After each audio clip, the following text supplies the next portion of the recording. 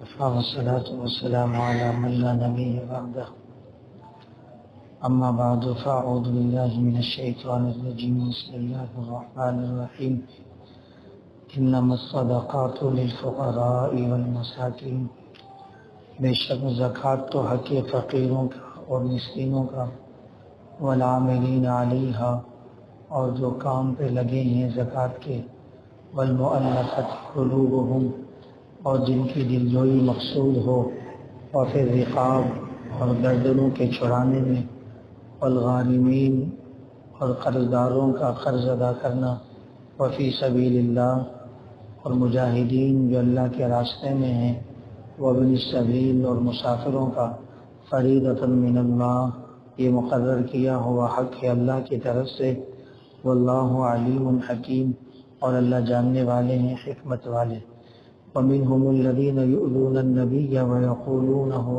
اذن اذن اور ان میں سے بعض وہ ہیں جو تکلیف دیتے ہیں نبی کو اور کہتے ہیں کہ وہ تو کان ہیں قل اذن خیر لکم آپ کہہ دیجئے کہ کان کا ہونا تو بہتر ہے تمہارے لیے یؤمن باللہ ویؤمن للمؤمنین وہ تو یقین رکھتے ہیں اللہ پر بھی اور یقین رکھتے ہیں مومنوں پر بھی ورحمۃ للذین آمنوا منکم اور نبی تو رحمت ہیں تم میں سے ایمان والوں کے لیے والذین یؤذون رسول اللہ لہم عذاب علیم اور جو لوگ تکلیف دیتے ہیں اللہ کے رسول کو ان کے لیے تو عذاب ہے دردناک صدق اللہ العظیم وصدق رسولہ النبی الکریم ونحن علی ذلک لمن الشاہدین والشاکرین والحمد للہ رب العالمین درود پاک اللهم صل على محمد وعلى آل محمد كما صليت على إبراهيم وعلى آل إبراهيم إنك حميد مجيد اللهم بارك على محمد وعلى آل محمد كما باركت على إبراهيم وعلى آل إبراهيم إنك حميد مجيد اللهم صل على محمد في أول كلامنا اللهم صل على محمد في أوسط كلامنا اللهم صل على محمد في آخر كلامنا یا رب صلی وسلم دائما ابدا على حبیبک خیر الخلق كلهم هو الحبیب الذي ترجى شفاعته لكل هول من الاحوال مقتحم 10واں پارہ سورہ توبہ آیت نمبر 60 اور 61 بما ترجمے کے سماعت فرمائی۔ اللہ تعالیٰ میں جو مناسب موقع کی باتیں ہیں ہمیں سمجھ کر عمل کرنے اور دوسروں تک پہنچانے کی توفیق عطا فرمائے۔ سورہ توبہ کے اندر آپ حضرات سماعت فرما رہے تھے غزوہ تبوک کے حوالے سے کارگزاری تھی۔ غزوہ تبوک یہ رومیوں سے ایک جنگ تھی جب پیارے آقا علیہ الصلوۃ والسلام مکہ سے فتح یاب لوٹے اور پھر غزوہ حنین بھی ہوا۔ روم کے جو عیسائی تھے انہوں نے ریاست مدینہ کے خلاف ایک بڑی کارروائی کا منصوبہ بنایا۔ پیارے آقا علیہ الصلوۃ والسلام کے علم میں جب یہ بات آئی تو پیارے آقا علیہ الصلوۃ والسلام نے فرمایا اس سے پہلے کہ وہ ہماری ریاست میں حملہ آور ہوں ہمیں باہر نکل کر ان کا مقابلہ کرنا چاہیے۔ چنانچہ پیارے آقا علیہ الصلوۃ والسلام بما اپنے صحابہ کے تقریباً 30,000 کے قریب لشکر جزار لے کر نکلے اور تبوک کے میدان پر پہنچے، لیکن وہاں سے جو رومی تھے مختصر رومی جو تھے ان پر مسلمانوں کا روک طاری ہو گئے اور وہ بغیر لڑے وہاں سے فرار ہو گئے اور مسلمانوں کا اللہ تعالیٰ نے ایک بہت بڑا مال غنیمت، ایک بہت بڑا یعنی دنیاوی اعتبار سے سامان عطا فرمایا۔ تو پیارے آقا علیہ الصلوۃ والسلام نے اس سامان کو شریعت کے مطابق تقسیم کیا۔ پچھلی آیت میں آپ نے سماعت فرمایا تھا کہ منافقین میں سے بعض نے اللہ کے نبی کی تقسیم پر اعتراض کیا تھا کہ یہ تو تقسیم درست نہیں کرتے مال غنیمت کی۔ تو حضرت زیاد بن حارث سدائی ایک صحابی ہیں، مسلمان ہو کر نبی کی خدمت میں تشریف فرماتے اس واقعے کو بیان کرتے ہیں، کہتے ہیں کہ میں پیارے آقا علیہ الصلوۃ والسلام کے ساتھ تھا اور جیسے خدمت میں بلکہ میں پہنچا تو نبی نے ہمارے قبیلے کے خلاف ایک جہادی لشکر روانہ کرنے کا حکم دیا۔ ہمارا قبیلہ اس وقت مسلمان نہیں تھا حضرت زیاد بن حارث سدائی کہتے ہیں میں نے اللہ کے نبی سے کہا یا رسول اللہ مجھے موقع دیں، میں اپنی قوم کو سمجھاتا ہوں، وہ میری بات مانیں گے اور اسلام لے آئیں گے، آپ ان کے اوپر لشکر کشی نہ فرمائیں۔ تو پیارے آقا نے ان کو کہا ٹھیک ہے، آپ کو مہلت ہے، آپ تیار کریں اپنی قوم کو کہ اللہ کی تابعداری میں آئیں، نہیں تو پھر ان کے خلاف جہاد ہونا ہے۔ حضرت زیاد بن حارث سدائی رضی اللہ تعالیٰ نے اپنی قوم کو خط لکھا، وہ قوم پوری کی پوری مسلمان ہو کر نبی کی خدمت میں آ گئی۔ اس طرح یہ جنگ کا معاملہ ٹلا، لیکن یہی زیاد کہتے ہیں کہ میں بیٹھا ہوا تھا نبی کے پاس کہ بعض لوگ آئے، بلکہ ایک شخص آیا اور اس نے آنے کے بعد کہا کہ یا رسول اللہ آپ کے پاس جو مال آیا ہے اس میں سے مجھے دیجیے، مجھے بھی دیجیے۔ اللہ کے نبی نے فرمایا کہ اللہ تعالیٰ نے مال کی تقسیم کا اختیار نہ کسی نبی کو دیا ہے نہ کسی غیر نبی کو دیا ہے۔ 8 مصارف ایسے ہیں جو اللہ تعالیٰ نے خود بیان کیے ہیں، اگر تم ان 8 میں سے کسی میں شامل ہو تو میں تمہیں زکوٰۃ دے سکتا ہوں، اگر ان 8 مصارف میں تم نہیں ہو تو میں تمہیں زکوٰۃ نہیں دے سکتا۔ چنانچہ یہ آیتیں اللہ پاک نے اس موقع پہ بھی نازل فرمائی، جس سے آقا علیہ الصلوۃ والسلام کی اس بات کی بھی تصدیق ہو گئی، اور منافقین نے جو شور مچایا تھا کہ نبی تقسیم صحیح نہیں کرتے اس کی بھی تردید ہو گئی کہ محبوب پیغمبر جناب محمد مصطفیٰ صلی اللہ علیہ وسلم اپنی مرضی سے تقسیم کرتے ہی نہیں ہیں، زکوٰۃ کی تقسیم کا اختیار تو اللہ نے خود طے کیا ہے۔ لہذا 8 مصارف ایسے ہیں جن کو زکوٰۃ دی جا سکتی ہے، ان 8 میں جو افراد شامل ہوں وہ زکوٰۃ لے سکتے ہیں، ان کے علاوہ نبی کسی جگہ زکوٰۃ دی تو زکوٰۃ ادا نہیں ہوتی۔ سب سے پہلے تو یہ بات بھی یاد رکھنے کہ زکوٰۃ یہ فرض ہے۔ پیارے آقا علیہ السلام نے فرمایا بنی الاسلام علی 5 شہادتی اللہ الہ الا اللہ و اقام الصلاۃ و ایتاء الزکوٰۃ الی آخرہ او کما قال علیہ السلام۔ پیارے آقا نے فرمایا کہ اسلام کی بنیاد 5 چیزوں پر ہے، جن میں سے تیسرے نمبر پر کلمہ نماز کے بعد زکوٰۃ کا ذکر، پھر روزہ اور حج کا ذکر ہے۔ تو زکوٰۃ اسلام کی بنیادوں میں سے، اور زکوٰۃ اتنی اہم عبادت ہے کہ آپ اس سے اندازہ لگا سکتے ہیں کہ نماز کے ساتھ 32 مقام قرآن کے ایسے ہیں جہاں اللہ نے زکوٰۃ کا تذکرہ کیا۔ اقیموا الصلاۃ وآتوا الزکاۃ، اقیموا الصلاۃ وآتوا الزکاۃ، یقیمون الصلاۃ ویؤتون الزکاۃ، یعنی 32 مقام نماز کے فوراً بعد زکوٰۃ کا تذکرہ۔ اس لیے بعض علماء اس طرف گئے ہیں کہ زکوٰۃ نماز کے بعد اسلام میں سب سے اہم عبادت ہے، یعنی روزے سے بھی افضل عبادت ہے، حج سے بھی افضل عبادت ہے، کیونکہ 32 جگہ پر قرآن میں نماز کے فوراً بعد زکوٰۃ کا تذکرہ ہے، تو کتنی اہم عبادت ہوگی۔ اس لیے زکوٰۃ کی طرف آج کل لوگوں کی توجہ نہیں ہے، یا تو زکوٰۃ کی ادائیگی میں کما حق ہو، اکثر لوگ جو ہے نا معاملات نہیں کرتے، اندازہ لگا کے رسید دے دیتے ہیں، یا بعض اوقات ایسا ہوتا ہے کہ اندازہ صحیح لگایا تو زکوٰۃ کس کو دے رہے ہیں اس کی تھوڑی سی تحقیق نہیں کرتے، دروازہ کسی نے بھی بجا دیا اسے اٹھا کے زکوٰۃ دے دیتے ہیں۔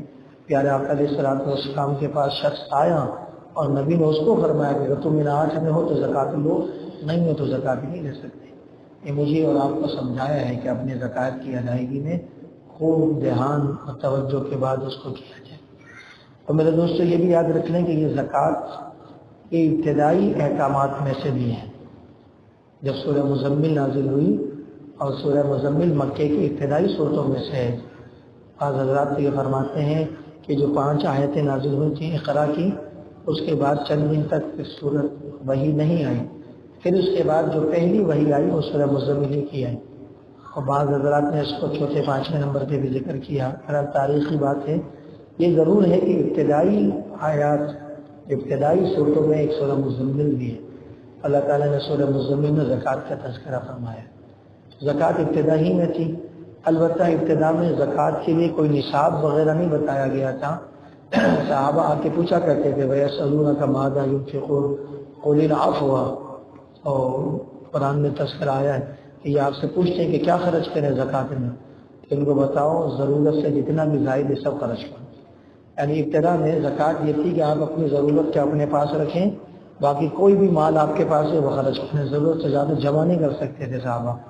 اس کے بعد مدینہ تشریف لائے، تو مدینہ کے اندر زکوٰۃ کے نصاب کی یہ آیتیں نازل ہوئیں، اور پھر اس کے بعد بلکہ اس سے پہلے زکوٰۃ کا نصاب آیا دوسری جگہوں پر کہ کتنے مال میں سے کتنا دینا ہے، اور پھر اس کے بعد جب مکہ فتح ہوا تو باقاعدہ پیارے آقا نے ریاست کے تحت زکوٰۃ وصول کرنی شروع کی، ورنہ پہلے لوگ اپنے اپنے طور پر زکوٰۃ دیا کرتے تھے۔ تو اس سے ایک بات اور سمجھ میں آئی کہ لوگوں سے زکوٰۃ کا وصول کرنا یہ ریاست کے ذمہ ہے کہ ریاست اس اقامت زکوٰۃ کو ادا کرے، لیکن کون سی ریاست؟ جو ریاست اسلامی قوانین کو جانتی ہو، اور وہ ریاست جو اللہ تعالیٰ سے، یعنی وہ حکمران جو اللہ سے ڈرتے ہوں۔ ہمارے یہاں ضیاءالحق صاحب نے زکوٰۃ کا نصاب ایک سلسلہ بنایا تھا، تو اس وقت علماء نے اس کی مخالفت کی تھی، اور اس وقت بہت سے حضرات یہ کہتے تھے کہ یہ علماء کیوں مخالفت کر رہے ہیں، یہ تو نہیں کرنی چاہیے، اچھا ہے حکومت کی سرپرستی میں زکوٰۃ لی جائے، شرعی مسئلہ بھی یہی ہے۔ لیکن وہ علماء زیرک تھے، وہ جانتے تھے کہ حکمران ہمارے ایسے نااہل ہیں کہ یہ زکوٰۃ میں بھی جو ہے نا بے ایمانیاں کریں گے، اور ایسا ہو رہا ہے، اللہ معاف فرمائے۔ آج کل زکوٰۃ کے چیئرمین حضرات من پسند لوگوں کو زکوٰۃ دیتے ہیں، اور زکوٰۃ کے ذمہ دار حضرات اپنے گھروں میں زکوٰۃ استعمال کریں، جو سرکاری کافی تجربے اس کے ہوئے ہیں ہمارے۔ تو بہرحال اصل تو یہ ہے کہ بھئی زکوٰۃ ریاست ہی لے، کہ جو ٹیکس وغیرہ ظالمانہ لگائے ہوئے نا، اسلامی ریاست اگر ہو تو ان ٹیکسوں کی ضرورت نہیں ہوتی، صرف مالدار لوگوں سے زکوٰۃ لی جائے اور اپنی ریاست کی فلاح بہبود کے لیے جو 8 مصارف کے ساتھ ساتھ اس کو خرچ کیا جائے۔ ریاست کا اصل تو جو مسئلہ ہوتا ہے وہ غریبوں کو دیکھنا ہوتا ہے، بے روزگاری۔ یہ بے روزگاری کئی گناہوں کو، کئی جرائم کو جنم دیتی ہے، چوری، ڈاکہ، قتل، چھینا جھپٹی، ایک دوسرے کے خلاف حسد، یہ غربت کی وجہ سے پیدا ہوتا ہے۔ پھر آدمی حسد کی آگ میں پھر وہ پتہ نہیں کیا کیا معاملات کو نقصان کرتا ہے۔ بہرحال تو یہ زکوٰۃ کے احکامات مکے میں ابتدا میں آئے، پھر مدینے میں اس کی تھوڑی سی تفصیل آئی، اور پھر مکے کی فتح کے بعد پیارے آقا نے اس کو ریاستی سطح پر وصول کیا۔ تو زکوٰۃ کی میرے دوستوں بہت اہمیت ہے۔ نبی پاک صلی اللہ علیہ وسلم نے اما عائشہ صدیقہ طاہرہ رضی اللہ تعالیٰ عنہ کے ہاتھ میں سونے کے کنگن دیکھے تو ان سے فرمایا عائشہ ان کی زکوٰۃ دیتی ہوں؟ تب میں نے فرمایا نہیں۔ فرمایا کہ پھر تمہارا کیا حال ہوگا جب اللہ اس کے بدلے میں تمہیں جہنم کے کنگن پہنائیں گے۔ مطلب تھا کہ زکوٰۃ دو فوراً اس کی۔ بعض لوگ یہ سمجھتے ہیں کہ جو سونا استعمال میں اس کی زکوٰۃ نہیں ہے، یہ غلط مسئلہ آیا ہوا ہے۔ سونا استعمال میں ہو یا استعمال میں نہ ہو اس کی زکوٰۃ ہے۔ جب وہ نصاب کو پہنچ جائے تو علماء سے پوچھیں کہ میرے پاس کتنا سونا ہے، کیا نصاب ہے، کیا معاملہ ہے۔ اسی طرح خاتون آئی، ان کے ہاتھ میں بھی اسی طرح سونا تھا، پیارے آقا علیہ السلام نے اس سے بھی یہی فرمایا۔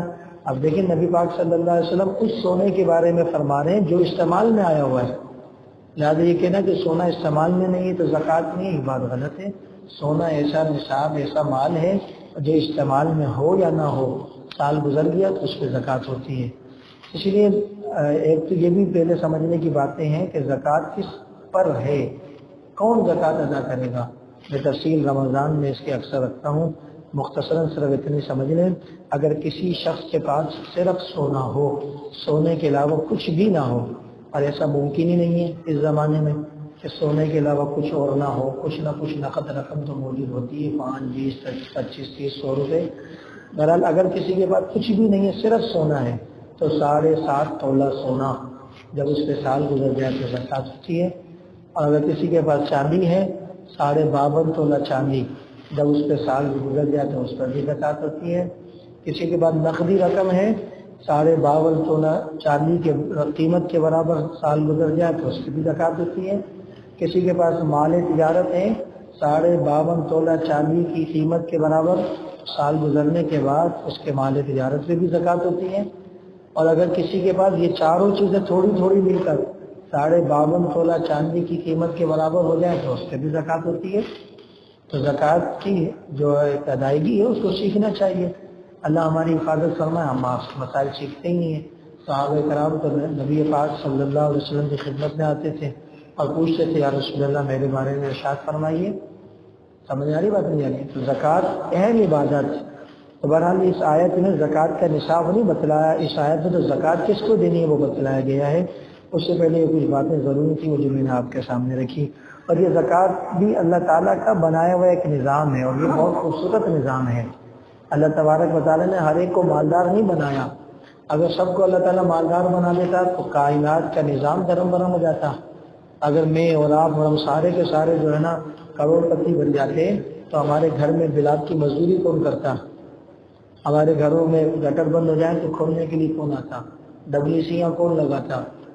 ٹوٹیاں نلکیاں کون لگاتا؟ تو یہ اللہ کے کائنات کو کہ حسن ہے یہ کہ اللہ نے کسی کو غریب رکھا، کسی کو مالدار رکھا، اور ذمہ داری رزق کی اپنے اوپر رکھی. اور پھر مالداروں کو فرما دیا وفی اموالہم حق معلوم للسائل والمحروم، کہ تمہیں جو مال میں نے دیا ہے اس میں حق متعین ہے غریبوں کا. وفی اموالہم حق معلوم، تمہارے مالوں کے اندر غریبوں کا حق متعین ہے. اللہ کہہ رہے ہیں یہ تمہارا مال میری طرف سے عطا دیا ہوا ہے اور میں تم سے کہہ رہا ہوں کہ غریبوں کو ان کا حق دو. ہاں یاد رکھ لیں، زکوٰۃ دینا، فطرہ دینا، یہ آپ اپنا مال نہیں دے رہے، یہ ان غریبوں کا مال جو آپ کے پاس ہے وہ آپ ادا کر رہے ہیں. سمجھ آ رہی بات نہیں آ رہی ہے؟ قرآن مجید اور 25واں پارہ ہے، بلکہ 26واں پارہ ہے، سورۃ الذاریات ہے. قرآن مجید 26واں پارہ سورۃ الذاریات. اللہ کہہ رہے ہیں وفی اموالہم حق معلوم، تمہارے مالوں میں جن کو میں نے مالدار بنایا غریبوں کا حق ہے، معلوم متعین ہے. للسائل والمحروم، فرمایا مانگنے والا بھی اگر محتاج ہے ضرورت مند ہے اس کو دو، والمحروم، محروم کی تشریح آپ خود جا کے پڑھ لیں. اللہ کہتا ہے کہ بعض لوگ ایسے ہوتے ہیں جو محتاج ہوتے ہیں لیکن وہ تم سے مانگتے نہیں ہیں، وہ سوال نہیں کرتے. دوسرے بارے میں اللہ نے اس کو یوں ذکر کیا تھا لا يسألون الناس الحافا، بلکہ تیسرے بارے میں لا يسألون الناس الحافا، وہ تمہارے سامنے نہیں آتے کہ ہمیں مال دو، لپٹتے نہیں ہیں تم سے کہ ہم غریب ہیں ہمیں زکوٰۃ دو. تعرفهم بسیماہم، تم ان کی پیشانیوں کو دیکھو، ان کے چہرے کے تاثرات کو دیکھو تو پہچان سکتے ہو کہ یہ اس کا پریشان حال ہے. اس لیے جس کو اللہ نے مالدار بنایا ہے اس کے ذمے ہے کہ وہ ایسے افراد تلاش کرے کہ جو زکوٰۃ کے مستحق ہیں. ہماری مسجد میں کوئی آ کے اگر چندہ مانگ رہا ہے کہ مجھے دے دیجئے میرے بچے بھوکے ہیں، تو یہ اس کے رشتہ داروں کی کوتاہی ہے کہ کیوں بھوکے ہیں اس کے خاندان والے. زکوٰۃ کی ادائیگی سب سے پہلا حق یہ ہے کہ اپنے رشتہ داروں میں دیکھا جائے، قریب کے رشتہ داروں میں. یہ بھی قرآن نے ذکر کیا ہے کہ زکوٰۃ جب دینی ہے تو سب سے پہلے یہ 8 مصارف اپنے رشتہ داروں میں تلاش کرو. اگر رشتہ داروں میں کوئی ایسا غریب نہیں ہے تو پھر اس کے بعد پڑوس میں تلاش کرو، اور پڑوس میں بھی کوئی ایسا غریب نہیں ہے تو پھر پڑوس سے باہر نکل کے خرچ کیا جا سکتا ہے. اگر ہم اپنی برادری میں خود جھانکیں اور اس بات کا اندازہ لگائیں کہ میرے بھائی کی اولاد ہے، میرے بہنوں کی اولاد ہے، میرے چچا زاد ہے، میرے پھوپھی زاد ہیں، ان کی آمدنی کتنی ہے، ان کے اخراجات کتنے ہیں، ہر آدمی اس کا اندازہ لگا سکتا ہے. گھروں سے عورتوں کے ذریعے بھی معاملات پتہ لگ سکتے ہیں.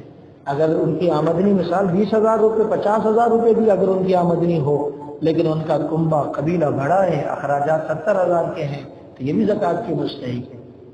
آج معاشرے میں غلط باتیں آ گئی کہ جی بیوہ کو زکوٰۃ دی جائے گی، یتیم کو زکوٰۃ دی جائے گی. نہیں بھائی، بیوہ ہونا زکوٰۃ کا حق نہیں ہے، یتیم ہونا زکوٰۃ لینے کا حق نہیں ہے.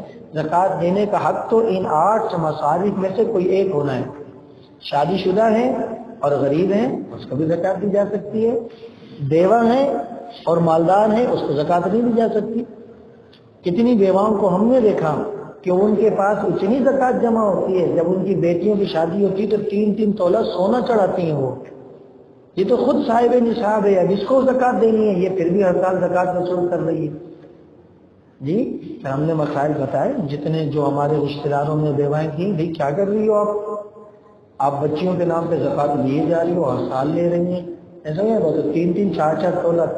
ہمارے ایک جاننے والی ہمیں پتہ لگا ان کی 5-6 بچیاں اور سب کے لیے سونا تیار ہو چکا 3-3 4-4 تولہ، اور لوگ برادری والوں کو زکوٰۃ دے رہے ہیں. اللہ نے جب تھوڑا سا موقع دیا لوگ مسائل پوچھنے لگے، بات سامنے ہے تو سمجھایا. اس لیے بیوہ ہونا زکوٰۃ لینے کا حق نہیں ہے. غربت، فقیری، محتاجگی اور جو معاملات یہاں آ رہے ہیں یہ اگر 8 مصارف ہیں تو کوئی شادی شدہ بھی ہے، بچوں والا بھی ہے اور ڈیوٹی میں بھی جاتا ہے، تنخواہ بھی لا رہا ہے، لیکن وہ غریب ہے، مسکین ہے، ضرورت سے کم اس کی آمدنی ہے تو وہ بھی زکوٰۃ دے سکتا ہے، بشرطے کہ اس کے پاس سونا چاندی میں سے کوئی جمع پونجی نہ ہو. اس لیے میرے دوستوں زکوٰۃ اہم عبادت ہے، اس کی فکر کریں.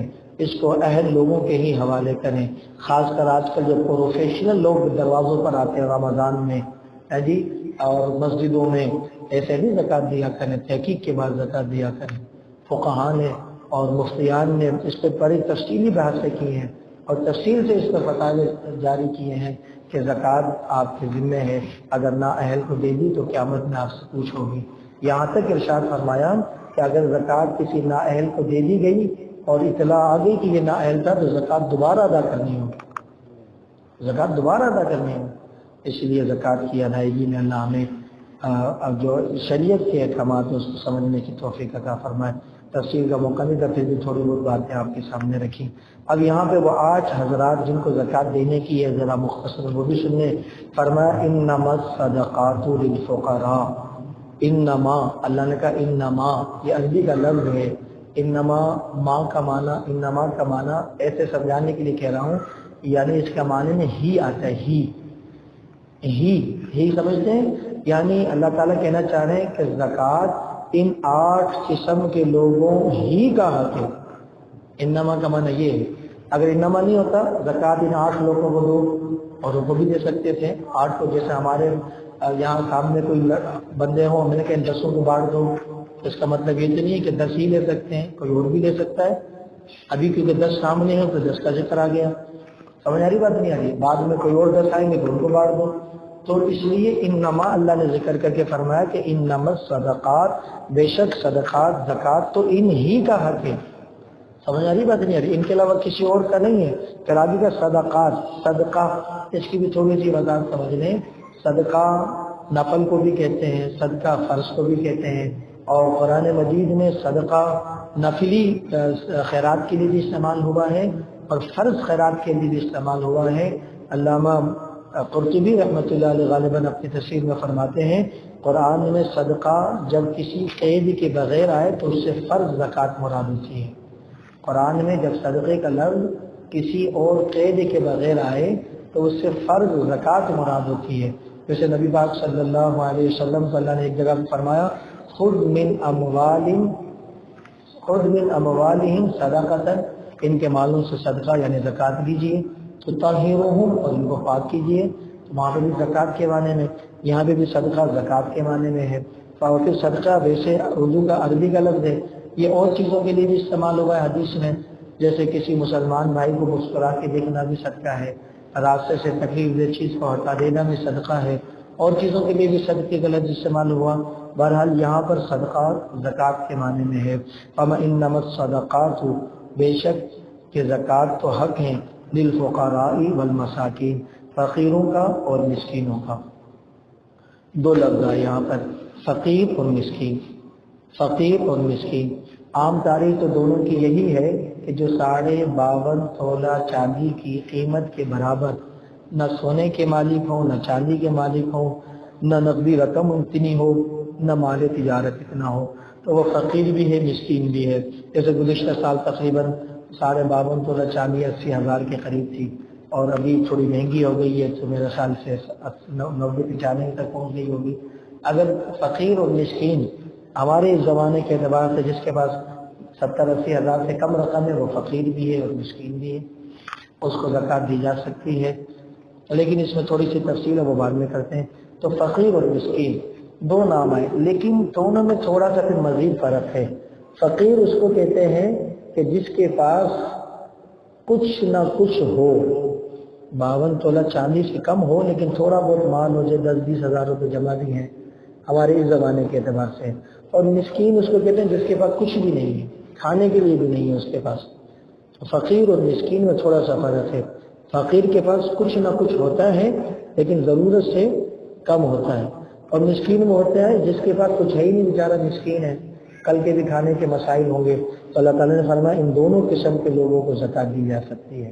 کسی کے پاس آج کل کا کھانے کا ہے لیکن اس کے پاس اتنا نہیں ہے کہ وہ اپنی پورے سال بھر کے معاملات کو اپنے آئندہ زندگی کے اعتبار سے گزار سکے، اس کی آمدنی کم ہے تو اس کو بھی زکوٰۃ دو، اور جس کے پاس کچھ بھی نہیں ہے اس کو تو بطلی ہوگا زکوٰۃ دی جائے گی۔ اس لیے زکوٰۃ کے لیے 2 مصارف تو یہ فقیر اور مسکین کے ہو گئے۔ اور فرمایا والعاملین علیہا، تیسرا زکوٰۃ اس کو دی جائے گی جو زکوٰۃ وصول کرتے ہیں، یہ جو تیسرا مصرف ہے یہ باعتبار مزدوری کے ہے، یعنی میں نے جیسے عرض کیا نا، ریاست مدینہ کا ذمہ ہے کہ وہ لوگوں سے زکوٰۃ وصول کرے اور غریبوں پر خرچ کرے، تو اب اس کے لیے ریاست کو افراد چاہیے، افرادوں کا انتخاب کرنا پڑے گا، یعنی مزدور چاہیے، آفیسر چاہیے، لیبر چاہیے، جو اپنے پورے علاقے میں پورے پاکستان میں تحقیق کرے کہ کون مالدار ہے، کس کے پاس پیسہ ہے زکوٰۃ دینے کا، وہ بھی معلوم کرے، اور پھر وہ یہ بھی دیکھے کہ کون غریب ہے جس تک پہنچایا جائے۔ تو ظاہر سی بات ہے اس کے لیے تو وقت چاہیے، تو یہ لوگ اس کام میں لگے ہوئے ہیں، تو اپنی تو کمائی کے ان کے پاس دوسرے ذرائع نہیں ہو سکتے، تو فرمایا ایسے لوگوں کو زکوٰۃ میں سے باعتبار مزدوری زکوٰۃ دی جائے گی، اگرچہ یہ لوگ مالدار ہی کیوں نہ ہوں۔ سمجھ رہی بات نہیں ہے، تو مزدوری کے طور پہ لے رہے ہیں، زکوٰۃ کے طور پہ نہیں لے رہے۔ نبی پاک صلی اللہ علیہ وسلم نے فتح مکہ کے موقع پر بعض صحابہ کو زکوٰۃ کی وصولی، فتح مکہ کے بعد مدینہ میں فتح مکہ کے بعد جب مدینہ میں زکوٰۃ کا نصاب آیا تو اللہ کے پاک پیغمبر نے چند افراد کو زکوٰۃ کی وصول کے لیے منتخب فرمایا، اور جب انہیں بھیجا کرتے تھے زکوٰۃ کے لیے تو ان کا بھی اس میں ایک حصہ طے کیا کرتے تھے کہ تم وہاں جا رہے ہو، ظاہر بات ہے اپنے گھر بار سے غافل ہو گئے اور کاروبار وغیرہ بھی نہیں کر سکتے، تو تمہیں زکوٰۃ میں اتنی رقم پہلے سے طے ہوتی تھی کہ تمہیں یہ دی جائے گی۔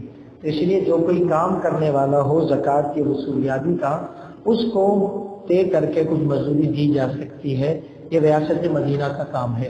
اسی طرح جیسے علماء نے اسی کے مسائل نکالے کہ جیسے مدارس والے زکوٰۃ وصول کرتے ہیں، اب زکوٰۃ وصول کے لیے بعض اوقات وہ اپنے سفیروں کو بھیجتے ہیں، تو وہ سفیروں کو بھی زکوٰۃ کی رقم میں سے مزدوری دے سکتے ہیں، کیونکہ یہ ریاست چھوٹی سی مدرسہ بھی ایک چھوٹی سی ریاست ہوتی ہے، وہاں بھی کیا نام ہے مسافر مسکین وغیرہ ہوتے ہیں، پھر 8 مصارف والے ہوتے ہیں، تو ان کے لیے یہ مزدوری کرتے ہیں تو ان کو بھی زکوٰۃ دی جا سکتی ہے۔ سمجھ آ رہی بات نہیں آ رہی ہے؟ اسی طریقے سے فرمایا بالعاملین علیہا، اس سے علماء نے ایک مسئلہ اور بھی نکالا جو آج ہمارے معاشرے میں بعض لوگ جو ہے نا اعتراض کرتے ہیں کہ جی جناب امامت کی تو تنخواہ نہیں لینی چاہیے، قرآن پڑھانے کی تو اجرت نہیں لینی چاہیے، یہ تو دین کے کام ہیں اور دین کے کاموں میں تو اجرت نہیں ہونی چاہیے۔ تو میں نے ابھی آپ کے سامنے عرض کیا زکوٰۃ کی وصولیابی، زکوٰۃ کی ادائیگی یہ دینی کام نہیں ہے؟ جی یہ بھی تو دینی کام ہے نا، اور قرآن خود کہہ رہا ہے کہ جو یہ دینی کام کریں ان کو اجرت دو، والعاملین علیہا۔ پھر یہ باتیں کرنا کہ جی امامت کی تنخواہ حرام ہے، بعض لوگ کہتے ہیں، اسی طرح کہتے ہیں جی تدریس قرآن پڑھانے کو اجرت دینا حرام ہے۔ سمجھ رہی بات نہیں ابھی پتہ نہیں کہاں سے خود مسنڈے ہو رہے کھا کر ہیں، اور مولوی کو کیوں دے رہے ہو؟ سمجھے بات، قرآن پڑھانے والے کو کیوں دے؟ حالانکہ ہونا یہ چاہیے جو ہمارے بچوں کو قرآن پڑھا رہا ہے، جو ہمیں رب کی عبادت میں جو ہے نا مشغول رکھ رہا ہے، ہماری عبادت اس کی گردن میں آ رہی ہے۔ ہاں جی میں اپنے لیے نہیں کہہ رہا، میں اماموں کی بات کر رہا ہوں، سمجھ آ رہی بات ہے؟ ہماری نمازوں کا ضامن ہے وہ، اللہ کے نبی نے فرمایا الامام مؤتمن، امام ضامن ہے، کل قیامت کے دن اس سے پوچھا جائے گا کہ تو نماز ظہر پڑھا رہا تھا، تیری توجہ آگے پیچھے ہوئی، تیرے پیچھے جو 500 یا 50 پڑھے ان کا حساب بھی تو دے گا۔ اتنی بڑی ذمہ داری آپ اپنی اولاد کی نہیں لے سکتے، سمجھے نا؟ وہ تو اتنا بڑا موشن آپ کا، قرآن کی تعلیم اپنی اولاد کو دینا آپ کا فرض و لازم ہے، اور وہ ذمہ اس قاری صاحب نے دے رکھا ہے، اور ہم کہتے ہیں ان کو دینا ہی حرام ہے۔ اچھا جی وہ بھی پھر کام پہ نکل جائیں گے، پھر آپ کی امامت اور آپ کی تدریس کون کرے گا؟ پھر حضرت عمر فاروق رضی اللہ تعالیٰ عنہ جب امیر المومنین سیدنا صدیق اکبر رضی اللہ تعالیٰ عنہ امیر بنے، تو ریاست کا امیر بننا، ریاست کی خدمت کرنا یہ بھی تو دینی کام ہے۔ حضرت ابوبکر صدیق رضی اللہ تعالیٰ عنہ کے لیے ماہانہ طے کیا جا رہا ہے، سیدنا صدیق اکبر موٹنی فرما رہے کہ جناب تم جو جناب میرے اوپر میری دینی منصب پر مجھے اجرت دے رہے ہو، یہ تو حرام ہے۔ سارے صحابہ میں سے کوئی نہیں کہہ رہا حرام ہو رہا ہے۔ بھائی جب آدمی کسی کے اجتماعی کاموں کا امین بنتا ہے تو عوام کا ذمہ ہے کہ اپنے معاملات میں سے اس کی خیرخواہی کرے۔ اور بات نہیں آ رہی، سیدنا صدیق اکبر رضی اللہ تعالیٰ عنہ نے اپنے سارے کاروبار بند کیا کہ میں نے ریاست کو دیکھنا ہے، سمجھ آ رہی بات نہیں آ رہی، اور ریاست کو سنبھالا، تنخواہ طے ہوئی۔ جب تنخواہ طے کی جا رہی تھی تو سیدنا صدیق اکبر نے فرمایا کاش اللہ ہمیں ایسے حکمران دے دے۔ سیدنا صدیق اکبر رضی اللہ تعالیٰ نے فرمایا میری تنخواہ اتنی طے کرو جتنی تنخواہ ایک مزدور کو مزدوری میں دی جاتی ہے۔ کسی نے کہا اگر مزدوری میں آپ کا گزارا نہیں ہوگا تو فرمایا مزدور کی مزدوری بڑھا دو۔ نہیں سمجھ آ رہی بات؟ مزدور کی کیا بڑھا دو؟ مزدوری بڑھا دو۔ ہے جی، یہاں اللہ معاف فرمائے، ہم اپنے لیے اپنی اولاد کے لیے تو سوچتے ہیں کہ مولوی صاحب دعا کیجئے کہ میری اولاد کی بھی ڈیوٹی ہو جائے، میری کوئی نوکری ہو جائے۔ ایک مولوی صاحب کو کہا مطلب دعا کریں اللہ میری اولاد کو جاب دے دے۔ مولوی صاحب نے ہاتھ اٹھائے، مولوی صاحب نے کہا اللہ ان کے بچوں کو نوکری دے، ایسی نوکری دے جس میں اتنی تنخواہ ملے جتنی یہ مجھے دیتے ہیں۔ میری بات، ایسی نوکری دے جہاں ان کے بچوں کو اتنی تنخواہ ملے جتنی یہ مجھے۔ مولوی صاحب یہ کیا بات کر رہے ہیں؟ 15-20 ہزار میں کیسے گزارا ہوگا؟ تم نے جو اپنے امام کو 15-20 میں رکھا ہوا ہے، 10 میں رکھا ہوا ہے، 12 میں رکھا ہوا ہے، آج کل کے زمانے میں آپ جائیں اورنگی ٹاؤن کے اندر گھومیں، کتنی مسجدیں ایسی ہیں جن کے اماموں کو آج بھی 10-12 ہزار روپے ملے۔ یہ زیادتی نہیں ہے؟ ہم اپنے علماء کی قدر نہیں کرتے، اور ویسے کہ تو مولوی بھی بڑا کھاتا ہے پیتا ہے، تو اللہ نے ذمہ لے رکھا ہے تو وہ کھا رہا ہے پی رہا ہے۔ نہیں سمجھ رہی بات؟ ہمیں تو کھلانا چاہیے پلانا چاہیے۔ بہرحال تو عرض کر رہا تھا کہ حضرت ابوبکر صدیق فرما رہے ہیں کہ مزدور کی مزدوری بڑھا دو۔ ہمارے عمران خان صاحب کہتے ریاست مدینہ بناؤں گا، ہے جی، اور مزدور کی مزدوری کتنی ہے بھائی اس زمانے میں بھی؟ 20,000-22,000 بھی نہیں، 25,000 کی تھی سندھ حکومت کے لیے، وہ بھی واپس آرڈر لے لیا گیا۔ کسی نے وہ مقدمہ دائر کیا اور پھر سندھ حکومت کو روک دیا 25,000 کرنے سے۔ زیادتی نہیں ہے؟ اتنی مہنگائی کے زمانے میں بیچارے کمپنی میں صبح سے شام تک ورکر کام کر رہے ہیں اور ان کو 20-22 ہزار روپے دے دیتے ہیں۔ کرائے پہ رہنے والا آدمی 10-12 ہزار کرائے پہ بجلی کے بلوں پہ چلے جاتے ہیں، کیسے گزارا ہوتا ہوگا اس کا؟ اللہ تعالیٰ قیامت کے دن سب سے پوچھے گا۔ جو بڑے ذمہ دار ہیں، جن کے ماتحت افراد ہیں، اور ذمہ دار ان ماتحت افراد کے ساتھ اچھا سلوک کر سکتے ہیں پھر بھی نہیں کر رہے، کل قیامت کے دن ان کی گردنیں ہوں گی اور یہ ماتحت ان سے پوچھیں گے تم نے ہمارے ساتھ ذاتیاں کیسے کی؟ اپنے لیے اپنی اولاد کے لیے تو اچھے سے اچھی نوکری، اور قرآن پڑھانے والے کے لیے، امام کے لیے، مؤذن کے لیے، خادم مسجد کے لیے ہمارے پاس جناب علی 8-10 ہزار ہی روپے نکلتے ہیں۔ قیامت کے دن حساب ہوگا؟ ہاں نہیں ہے تو ایک الگ مسئلہ ہے، لیکن ہوتے ہوئے نہ دینا، خدمت نہیں کرنا، اللہ پاک نہیں پوچھیں گے؟ اللہ کے نبی نے تو فرمایا اللہ تعالیٰ پوچھیں گے کل قیامت کے دن، اے میرے بندے میں بھوکا تھا تو نے نہیں کھلایا، میں پیاسا تھا تو نے نہیں پلایا ہے؟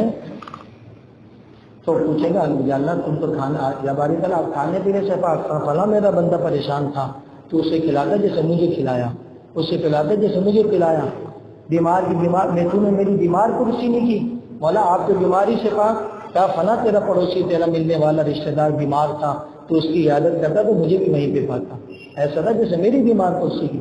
یہ دین، یہ شریعت ہماری زندگیوں سے نکلا ہوا ہے۔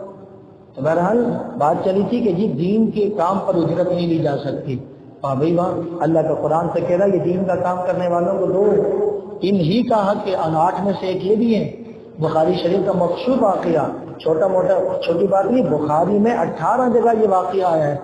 بخاری میں کتنی جگہ آیا ہے؟ 18 جگہ یہ واقعہ آیا ہے، یہ قصہ آیا ہے کہ نبی پاک صلی اللہ علیہ وسلم نے ایک جماعت روانہ کی دین کی محنت کے لیے۔ وہ جماعت ایک راستے سے گزر رہی تھی، اس راستے میں ایک چھوٹی سی ریاست تھی، تو وہاں کے والی نے، وارث نے جماعت والوں کو اندر نہیں گھسنے دیا اور اپنی ریاست سے بے دخل کیا کہ یہاں سے جاؤ۔ جماعت کو کھانا پینا کچھ نہیں ملا، جماعت اس کی حدود سے باہر آ گئی صحابہ کرام کی۔ پھر اللہ کی شان، جو بادشاہ جو تھا وہاں کا، جو ریاست کا والی تھا، وہ بیمار ہو گیا، طبیب علاج کریں کوئی فائدہ نہیں پڑ رہا، تو کسی نے کہا کہ وہ جو جماعت یہاں نہیں آئی تھی، وہ جو اللہ کی بات لے کے تمہارے درمیان آئے تھے، نبی پاک صلی اللہ علیہ وسلم قاصد، ان میں کوئی جھاڑ پھونک کرتا ہے، اسے جھاڑ پھونک کراؤ۔ تو وہ لوگ یہاں بادشاہ تھا، بولا بلاؤ بھائی اگر میرا علاج ہو جائے تو اور کیا۔ تو وہاں آیا، ایک وفد بھیجا، اس نے بات کی تو اس جماعت میں صحابی، انہوں نے کہا کہ میں اس کا علاج کروں گا۔ بخاری شریف کے الفاظ سنا رہا ہوں، مفہوم فرمایا کہ لیکن اس علاج کے بدلے میں 30 بکریاں لوں گا۔ کتنی بکریاں؟ بولو بھائی کتنی؟ 30، اور ایک روایت میں 40، اور ایک روایت میں 70 یا 80 تک کا ذکر ہے۔ آپ 30 بکریاں بھی سمجھ لیں، آج کے زمانے میں کسی کے پاس 30 بکریاں ہوں تو لکھ پتی بن جائے گا، ہماری بات نہیں آ رہی؟ تو بادشاہ نے کہا ہاں جی ہم دیں گے، آ جائیں۔ تو یہ صحابی گئے، انہوں نے 3 دن اس کا دم کیا اور اس سے 30 بکریاں لی۔ اگلا لفظ سنیے گا، اس کے بعد صحابہ نے پوچھا بھئی یہ کیا کیا آپ نے؟ کہا کہ میں نے سورہ فاتحہ پڑھ کے دم کی تھی، اور اللہ کے نبی نے فرمایا سورہ فاتحہ میں ہر بیماری سے کیا ہے؟ شفا ہے۔ تو جب یہ بات سنی نا فاتحہ پڑھ کر دم کیا تھا، سورہ فاتحہ قرآن ہے یا نہیں ہے؟ تو صحابہ نے کہا کہ اوہو آپ نے تو قرآن پر اجرت لے لی، آپ نے تو کس کو اجرت لے لی؟ اور یہ تو جائز نہیں ہے۔ جو قافلے میں باقی صحابہ تھے انہوں نے کہا آپ نے قرآن پر اجرت لے لی اور یہ جائز نہیں ہے۔ تو اب یہ جو صحابی تھے یہ بھی سوچ رہے ہیں کہ ہاں یار ایسی روایت تو نبی نے بھی فرمائی ہے کہ قرآن پر اجرت نہ لو۔ تو اب ان صحابی نے نبی پاک صلی اللہ علیہ وسلم کی خدمت میں آنے تک کہ 30 بکریاں یا دوسری روایت کے مطابق 40 70 جو بھی تھی وہ ساری اپنے پاس رکھی، اس میں سے کوئی بھی کچھ بھی بکری استعمال نہیں کی۔ پیارے آقا علیہ الصلوۃ والسلام کی خدمت میں پہنچے، واقعہ سنایا تو بخاری شریف کے الفاظ ہیں، نبی نے فرمایا کہ بہترین اجرت وہ ہے اب ما اخذتم بکتاب اللہ، بہترین اجرت وہ ہے جو تم اللہ کی کتاب کے عوض میں لے۔ یہ بخاری شریف کے الفاظ ہیں کہ بہترین اجرت وہ ہے جو تم کس کے بدلے میں لو؟ بولو بھائی، کتاب اللہ کے بدلے میں لو۔ اب بخاری میں نبی پاک صلی اللہ علیہ وسلم کی صحیح حدیث 18 جگہوں پر یہ روایت موجود ہے، الفاظ آگے پیچھے ہوں گے لیکن میں آپ کو جو الفاظ ایک جگہ سے سنا رہا ہوں، فرمایا کہ بہترین اجرت وہ ہے ما اخذتم بکتاب اللہ، جو تم اللہ کی کتاب کے عوض میں لو، اور فرمایا کہ اس کا استعمال کرو۔ سورہ فاتحہ کے عوض میں بکریاں نہیں، اور ایک نہیں 30 نہیں ہے، یہاں پورا قرآن سنانے والے کو 30 بکریاں نہیں دیتے، وہاں تو صرف فاتحہ سنانے والے کو 30 بکریاں نبی فرما رہے بہترین ہے۔ یہاں پر جو ہے نا ہم نے جو کہتے ہیں کہ جی اجرت نہیں لے سکتے، کیوں نہیں لے سکتے؟ یہاں جو لی ہے تو کہتے جی یہ تو دم کے طور پہ لی تھی نا، تعویذ تو دم پہ لے سکتے ہیں۔ واہ بھائی واہ، اللہ کے نبی نے نہیں کہا کہ دم پہ لے سکتے ہیں، اللہ کے نبی کہہ رہے بہترین اجرت وہ جو کتاب اللہ کے بدلے میں لو۔ نہیں سمجھ آ رہی بات؟ ہاں یہ مسئلہ ایک الگ ہے کہ ایک آدمی قرآن اس لیے پڑھ رہا ہے کہ میں نے دنیا کمانی ہے، یہ الگ ہے۔ میں نماز اس لیے پڑھ رہا ہوں کہ مجھے دنیا کمانی ہے، یہ غلط ہے، یہ ناجائز اور حرام ہے۔ میں نماز کیوں پڑھ رہا ہوں؟ اللہ کے لیے۔ میں امامت کیوں کر رہا ہوں؟ اللہ کے لیے۔ میں قرآن کیوں پڑھا رہا ہوں؟ اللہ کے لیے۔ یہ ایک الگ مسئلہ ہے، بات سمجھ آ رہی نہیں آ رہی ہے؟ میری نیت یہ ہے کہ میں قرآن اس لیے پڑھا رہا ہوں اپنے بچوں کو، کل کو یہ امام بنیں گے تو تنخواہیں لیں گے، پھر یہ حرام ہے۔ قرآن کس لیے پڑھانے ہے کہ اللہ ہم سے راضی ہو جائے۔ بات سمجھ آ رہی نہیں آ رہی؟ یہ نیتوں کی بات ہے۔ تھوڑی سی نہیں، یہ مسئلہ کچھ تھا اس کو بنا کچھ اور پیش کر دیا جی۔ اور جو کہتے ہیں کہ جی اجرت لینا حرام ہے، وہ خود مسجد میں اجرت لے رہا ہوتا ہے دوسرے انداز سے، سمجھ جی۔ میں نے کہا نا عرض کیا نا جس کا بھی حوالہ دیں۔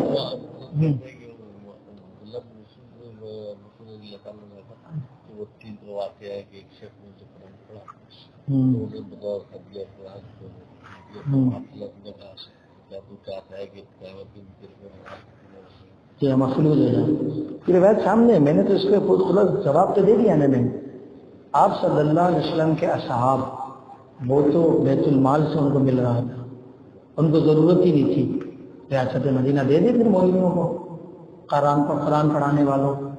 ایسا ایک بات، اور دوسری بات ہے کہ پڑھنے والے کی نیت درست کرانی تھی، پڑھانے والے کی، کہ تمہاری نیت کیا ہو، دنیا نہیں ہونی چاہیے، لیکن جو پڑھوا رہا ہے اس کو تم ہی منع کیا کہ تم نہیں دے سکتے۔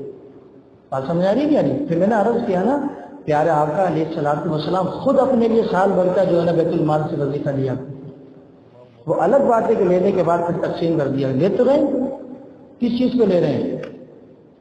ابھی تو دینی امور پہ لے رہے ہیں، ابو بکر لے رہے ہیں، عمر لے رہے ہیں، عثمان لے رہے ہیں، علی لے رہے ہیں، بلکہ حضرت عمر رضی اللہ تعالیٰ عنہ نے اپنے دور خلافت میں ایسے گورنر اماموں کو منع کیا جو کہتے تھے ہم تنخواہ نہیں لیں گے، ہمارا تنخواہ لو تاکہ ہم تم سے پوچھ سکیں کہ تم کیا کر رہے ہو۔ آج سمجھ آ رہی نہیں آ رہی ہے؟ اسی لیے کہ مسائل بڑے عجیب ہیں۔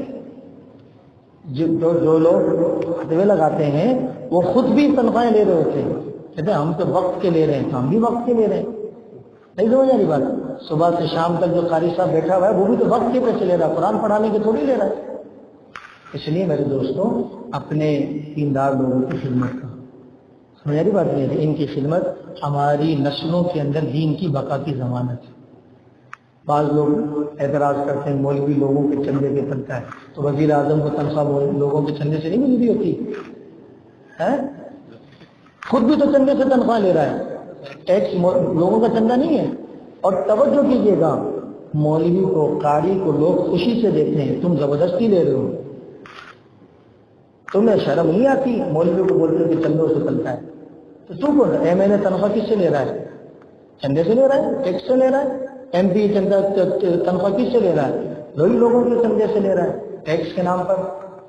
ناظم ہے، جتنے بھی سرکاری ادارے والے ہیں لاکھوں روپے تنخواہ لے رہے ہیں لوگوں کے چندے پر، پیسہ ان سے لینا ہے. نہیں سمجھ رہی بات؟ اس لیے لے دے کے بس کسی طریقے سے جو ہے نا مولوی کو پریشان کرو کہ یہ اپنی پریشانی میں لگا رہے، سمجھ رہی بات، اور ہم مزے کرتے رہیں. بہرحال یہ میں نے باتیں بتائیں، اس کا مقصود یہ نہیں تھا کہ آپ حضرات ہمارے پاس آئیں، اللہ کا دیا الحمدللہ بہت ہے، لیکن دیگر حضرات جو ہے ان کی خدمت کریں. سمجھ آ رہی بات نہیں آ رہی؟ یہ کوئی ناجائز کام نہیں ہے، پیارے آقا علیہ الصلوۃ والسلام کے زمانے سے چلے آ رہے ہیں. اب جیسے میں نے واقعہ سنایا بخاری کا، یہ بھی تو بخاری میں ہے نا، یہ بھی تو نبی کریم صلی اللہ علیہ وسلم کی حدیث ہے کہ نبی پاک صلی اللہ علیہ وسلم بہترین اجرت ہے جو کتاب اللہ کے بدلے میں ہو. پھر قرآن مجید کی ایک آیت بھی پیش کرتے ہیں، اب کیا نام ہے، لا تشتروا بآیاتی ثمنا قلیلا، میری آیت میں تھوڑی سی قیمت نہ لو. قرآن نے بھی منع کیا. تو بھائی یہ آیت خود اللہ تعالیٰ پہلے پارے میں اس کی وضاحت کر رہا ہے، فَوَيْلٌ لِّلَّذِينَ يَكْتُبُونَ الْكِتَابَ بِأَيْدِيهِمْ ثُمَّ يَقُولُونَ مِنْ عِندِ اللَّهِ لِيَشْتَرُوا بِهِ ثَمَنًا قَلِيلًا. فرمایا ہلاکت ہے ان لوگوں پر جو اپنے ہاتھوں سے لکھتے ہیں اور کہتے ہیں یہ اللہ کی طرف سے آنے والی آیتیں ہیں، پھر اس پر دنیا کماتے ہیں. یعنی جو قرآن نہ ہو اس کو قرآن بول کر، جو کتاب نہ ہو اس کو کتاب بول کر لوگوں کو کمانا، اس کی اللہ نے ممانعت کی ہے. بات سمجھ آ رہی نہیں آ رہی؟ اس کے بارے میں اللہ نے منع کیا. اس لیے جو قرآن پر لوگوں سے جی ہاں جی ہاں یہ نہیں ہو والعاملین علیہا، تو اللہ کہہ رہا ہے کہ اجرت، صدقہ، زکوٰۃ ان کا حق ہے جو زکوٰۃ وصول کرنے میں معمور ہیں. اللہ ہمارے حکمرانوں کو زکوٰۃ کے نظام کو اچھا بنانے کی توفیق عطا فرمائے.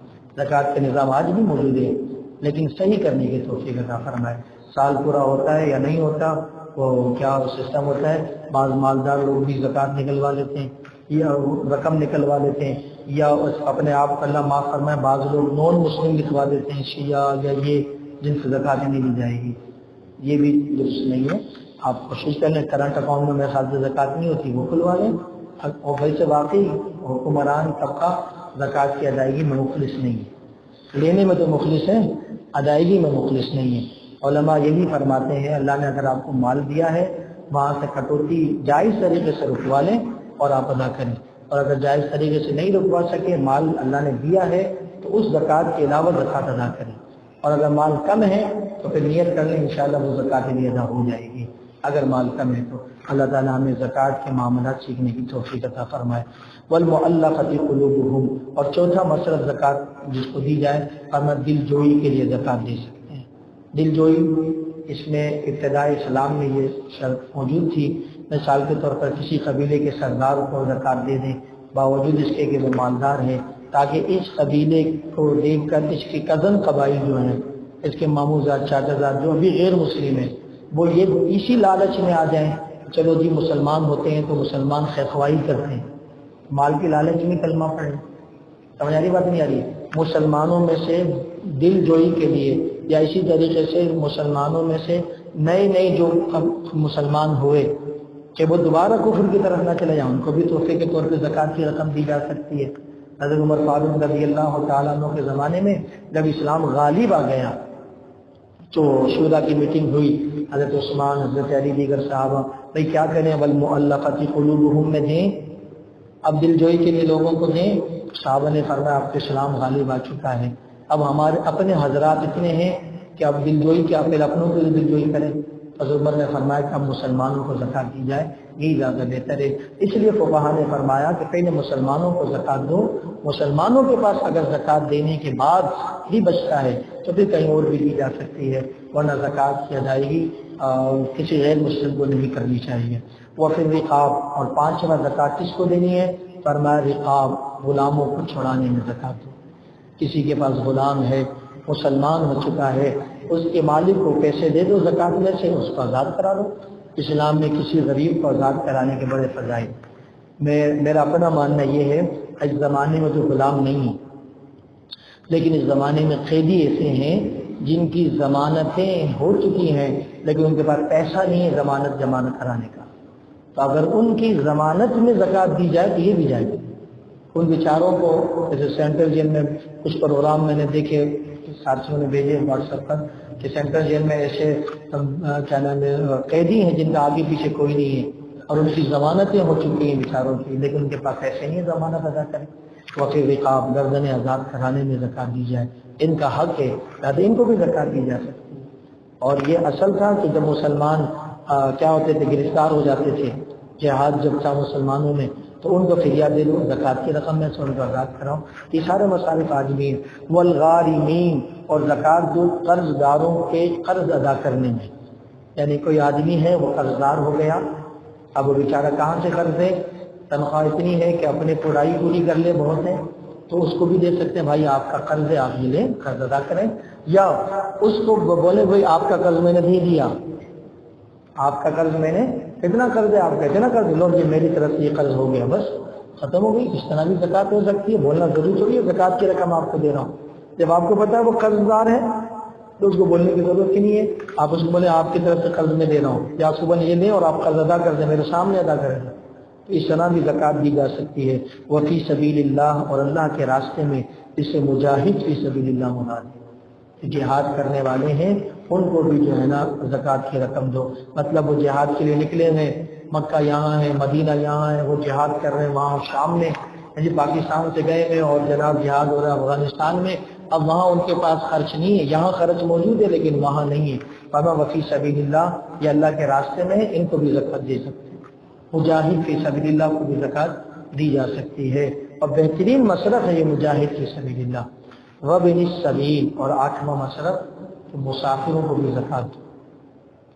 ایک آدمی سفر پہ نکلا ہوا ہے اور وہاں جانے کے بعد اس کی جمع پونجی ختم ہو گئی، گھر سے منگوانے کا کوئی انتظام نہیں ہے، اب اگرچہ گھر میں اس کے پاس پیسہ موجود ہے لیکن سفر میں اس کے پاس پیسہ نہیں ہے، نہ پیسہ منگوانے کا کوئی اور ذریعہ اس کے پاس ہے، تو اس کو بھی زکوٰۃ دی جا سکتی ہے۔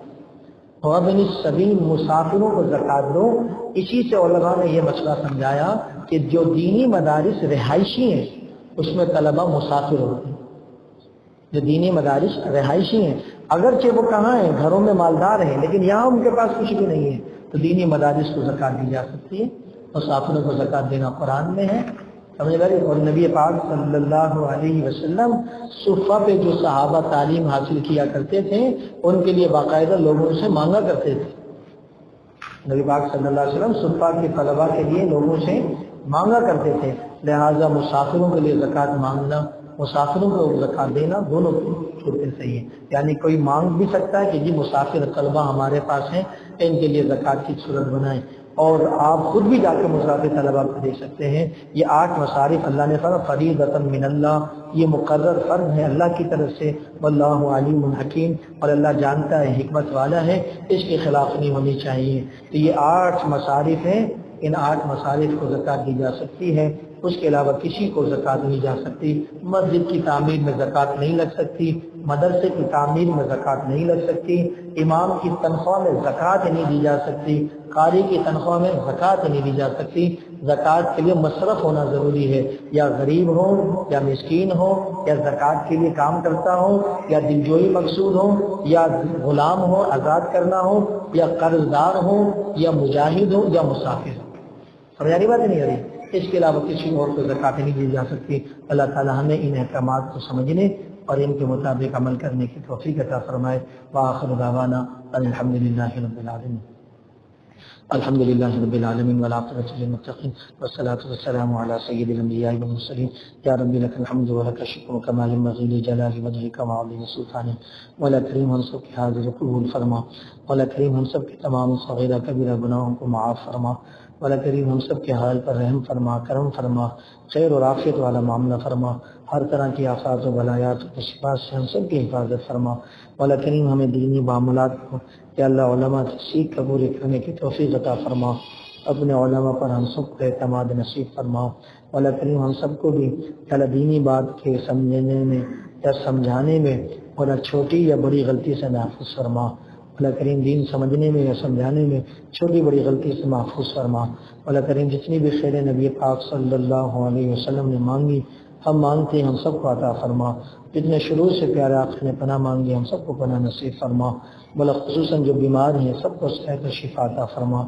دعا فرمائے میں بھی کافی عرصے سے آواز کی بیماری، سر کا درد اور دیگر کچھ مسائل ہیں، اللہ انہیں بھی ختم فرمائے، اللہ صحت و شفا ہم سب کو نصیب فرمائے۔